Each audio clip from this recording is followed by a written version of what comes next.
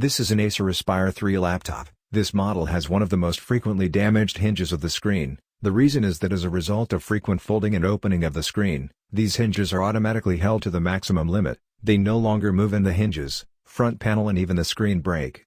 The video shows screws that have been repaired once, glued, but damaged again.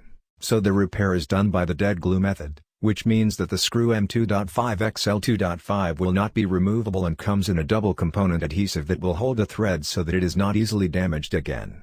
At the same time, it is necessary to balance the hinges, so that when the screen is tilted to 90 to 120 degrees, it does not fall and is fixed in that position.